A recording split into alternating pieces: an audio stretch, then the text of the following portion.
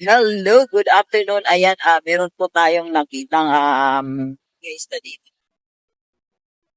Ano, kabayan natin na lalapit sila at tatanggit from Boracay. Kung ano yung magandang nangyayari sa kanila din sa isla. Dala ito yung Hello, good afternoon. Ayan, may itatanong lang tayong by the way, I'm Wilma from Boracay San. Yes, ma'am, anong name nila? Jessica. Jessica. Hi, ma'am Jessica. Hi. Um, mag tatanong lang tayo about experience mo dito sa Boracay, sa isla ng Boracay.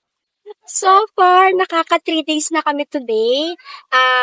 It's a great experience anyway. At dami naming activities na ginawa this past 2 days. Ayan, nag-ATV kami and yeah, there's a lot of friendly people here. Wow, ang galing naman. So, for 3 days? 3 days ba? Yes. Oo, yung mga nagustuhan mo around Boracay, kung pwede mong i-share yung like favorite spot mo or activities so far. So far, nag-grand tour kami, ATV, sa may Nabaoy River. Wow! Yes. Second, sa mga food, seafoods nila, is the best.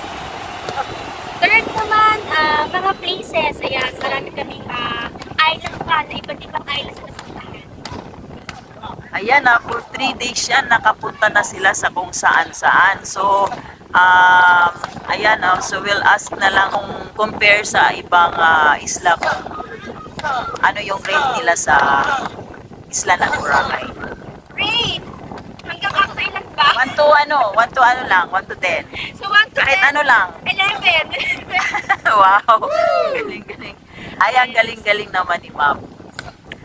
Maraming salamat sa pagstay dito sa isla at hopefully makabalik kayo in the near future. My friends and family. Yes. Maraming salamat. Bye. Enjoy your stay.